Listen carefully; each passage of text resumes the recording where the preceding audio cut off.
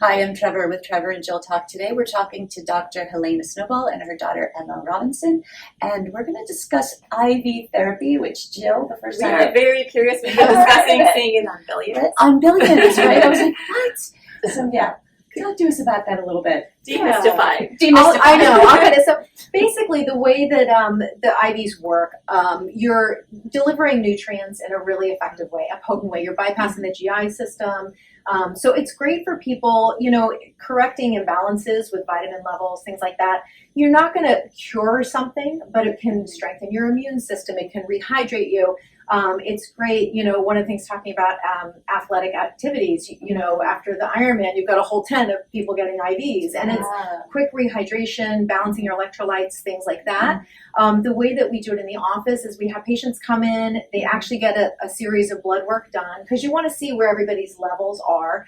Once we get the blood work back, we can sort of assess what is the best option. But we can treat, it is hangovers, jet lag. So it's energy. It's jet lag is a big one. So it's vitamin and mineral supplementation too, so like B12 vitamins. And is that what's providing the most energy to people? Is the B12 or? Well, B12 is good for nerves and for nerve health, B12 and B6.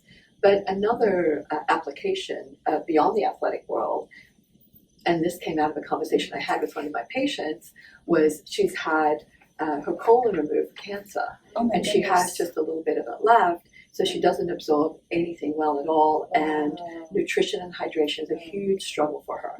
And she's actually very athletic, so dehydrates very easily, and is very excited about doing some IV hydration because, as Emma was pointing out, we're bypassing the gut and we're going directly into the bloodstream. That's fascinating. I have two friends in that situation. Yeah, That's so good to it has know. that application But too. you also mentioned that pre-athletic events, so one of your high-level athletes might do this ahead of time, Right. and then maybe later. But this would never be like, the Olympics, they talk about doping or any of that business. Oh, There's no. no problems with any of that, correct? No. Okay, just And checking. the other thing too is there's a nutrient glutathione, which is a really potent antioxidant. So that's actually been shown for skin health, skin, nails, hair.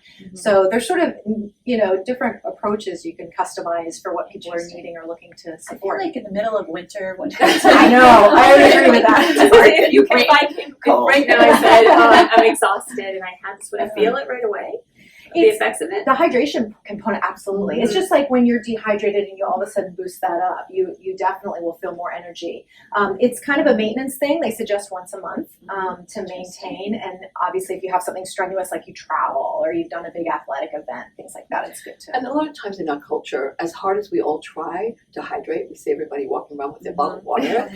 The reality is it's really hard to stay hydrated, and for those of us who use canned drinks or bottled drinks, coffee, tea, it's all dehydrating. They work against They you. work against Yeah, they you. do. So it has an application in those settings too.